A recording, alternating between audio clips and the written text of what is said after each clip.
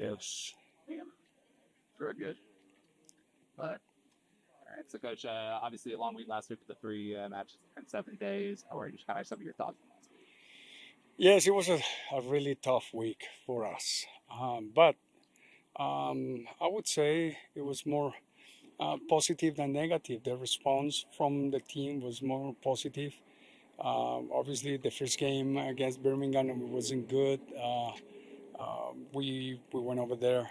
We started off well, and then we got kind of comfortable and flat, and we we allowed them to put some counterattacks, and we were defensive again, some kind of flat, and we at the end we lost the game.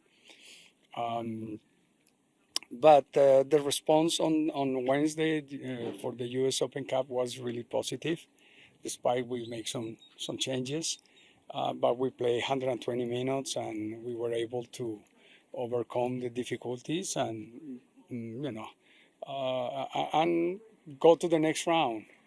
And it was a quick turnaround to come back here at 4 o'clock in the morning and try to sleep. And then the next day, with the storm, we were at the airport like 5 hours waiting for our flight to Denver, and then getting to Denver like at 10 o'clock at night, and 2 hours driving to Colorado Springs. So all that, I have to recognize the effort and the sacrifice to the players. And then the next day in Colorado, it was obviously it's always a tough game in Colorado because the altitude, because 120 minutes on Wednesday. But we responded well, and we wanted to win. The players showed that we wanted to win. They defended well. We couldn't, but at the end, the team is improving in all aspects, and we're moving forward. Now, it's good to rest a little bit and to recover in order for us to prepare the game in Dallas against Texoma. And so, with that Open Cup match, obviously playing the full 120, El Frio, the last second goal there, and then the winning penalty shootout. What do you think you learned about your team in terms of just maybe the resilience and being able to fight back and to advance? I think it's a good lesson for them, especially to continue believing in what we've been doing, to continue improving in our game, individually and collectively, to understand that all the players that we have in this roster, they're going to be used, and they need to perform at the level. So when we have a team that we have changes or substitutions, and they don't drop the level of the team, that is important. And that's what we're showing right now, that we have 11 starters, and then we make 5-6 substitutions, and the team doesn't drop the level and continues with the same intensity, same mentality. All right, Coach Cup, but can I ask what you think about the Jägermeister Cup, just the format of it and the timing of it? Right now, it's the first time. We need to play it. We need to take care seriously. And I think at the end is when we have to make our judgments or approach. This was good or this wasn't good. But so far, we're gonna play with a good motivation, understanding that it's 3 points on the table for us, and we respect Texoma, but we have to go for those 3 points. Can I ask how you? Sorry, Dom. Can I ask how you're handling? I guess overseeing your squad, knowing you're playing in the league, and then you're playing the Jägermeister Cup, and then you're playing in the U.S. Open Cup. Just how do you go about handling all three of those competitions with your squad? Yes, we tell the players that we need them all. We tell the players that they're all gonna be used, and they've been noticed that because we've been using them all. And because we've been using them all, now they have the motivation and the preparation to make sure. And listen, if you play tomorrow and if you don't perform at the level, then you're gonna be at the bottom of the line. But I think it's been important for the players to understand and to make sure that we continue with the level fighting, competing among ourselves, among themselves, and then competing with the other teams. And we it's been working well. Kind of on that note of the Jägermeister Cup, where you not only have where the group winners advance, it's also the tiebreaker with the goal score. And obviously, this has been something the team has done well in league play so far this season. Does that maybe play to your strengths a little bit of having these more exciting games, having a really strong offense?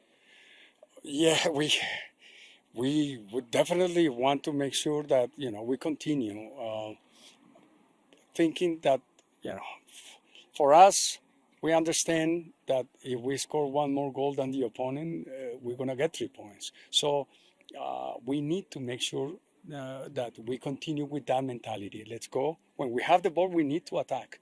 We need to look for the opponent's goal. That's priority. They all understand that. And then just trying to make sure that we balance. Don't get too exposed in the back, because if we concede too easy, that's not good for our mentality. What's been working so well for you guys in terms of goal scoring? I know last year was a little bit hard to get goals during your time here. Now you flipped the script. What's been the key behind that so far this season? I think it's important to have the right players, for them to understand the right players and the right mentality. And right now, we've been having that. We have to continue pushing, and we have to continue giving some competitions there, because when you are comfortable, you get to relax. But when nobody's comfortable, when they notice that if you score or assist, you're going to continue. If you don't, you're out. It's your responsibility to push yourself, because right there is no secret. I don't have a secret formula. It's just, okay, what did you do? Did you strike the ball on goal or not? No? Okay, so why you have to play as a forward if you don't even help us? So right there, they know. It's simple. What did you do in 90 minutes for the team? And how, in what capacity you help us? In what capacity you work your responsibility as a forward? All the forwards are measured by numbers: assists, goals, shots, or crosses. So that's what we're looking for. And if you think about it, that is kind of the biggest quantifying factor, right? For a player, for a scorer, the numbers that they put up, like to no other position on the field has that kind of requirement. Yes, but if they don't understand that they're going to be measured for that, they're going to be comfortable. They're going to be comfortable thinking that, oh, I play, but that's not enough. You have to play, but you have to fill some specific task. Those numbers, and at the end of the game, we're going to check on those numbers. Why? What happened? Is it because the other team had the ball, the possession, and we never had the possession? Or is it because we didn't produce? Why we didn't produce? When you had the ball, were you taking the action to go forward, or were you trying to pass the ball back? So we analyze that, trying to be fair, but they know me that, for the forwards, at the end, it's about the numbers that they bring. And so far, we've been doing good numbers attacking wise, because we score in almost every game.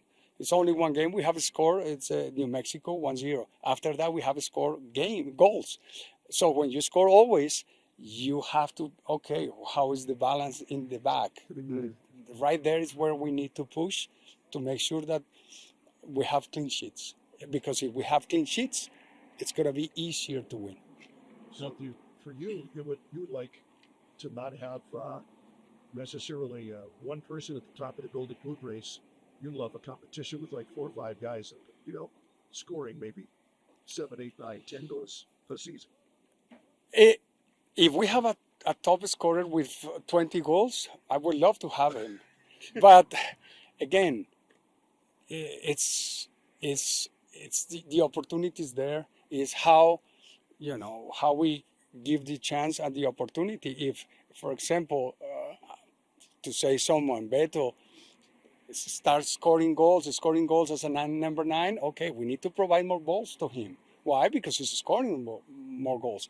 But if we have a team that we don't have a special top scorer, but we have guys that can score 7 to 14 or can be involved in 10 goals per season. Well, if we have 6 of those, we're going to have 60 goals. So that's fantastic. So we work with the players the way we can work with, and we don't specifically have one task for them. It's just we give the freedom, but we need to make sure that we have the results.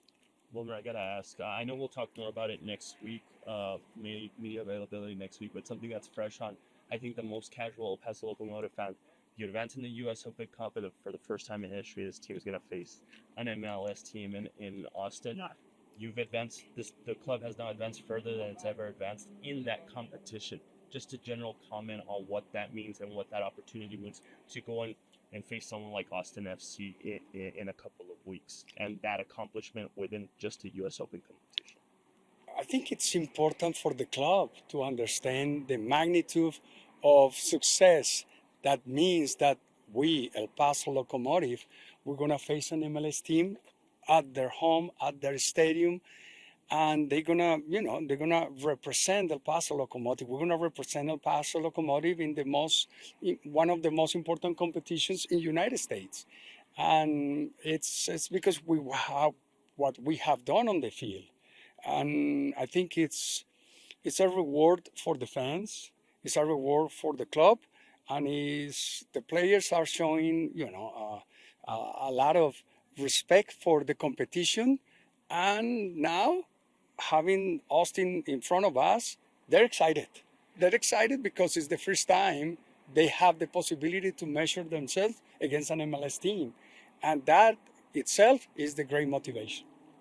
Ahora en español, Wilmer, una semana de vuelta muy, de muchos retos, una semana de 3 partidos, 30 minutos extra de fútbol.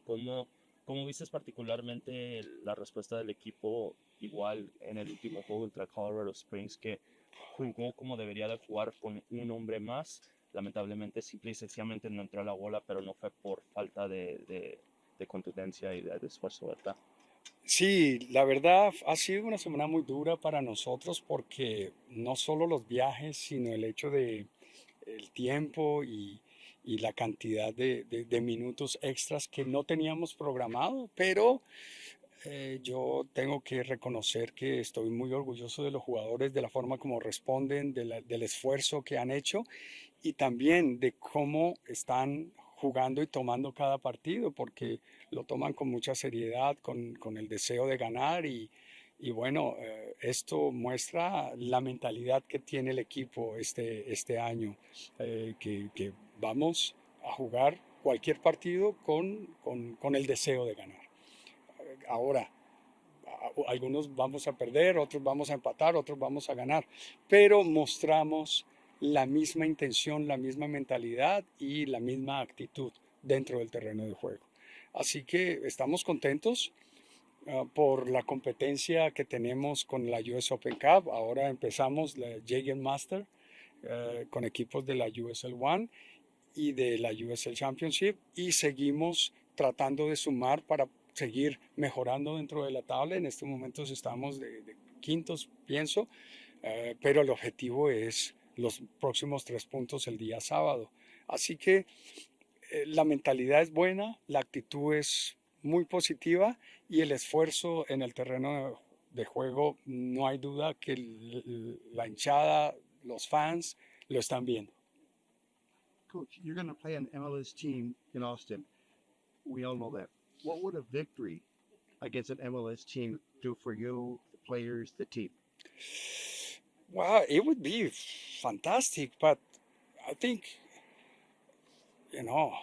like any game that we play, any game in any part of the world, the underdogs, and we're going to be the underdogs for obvious reasons, they always go and dream and say, "Oh, if we win, it will be fantastic."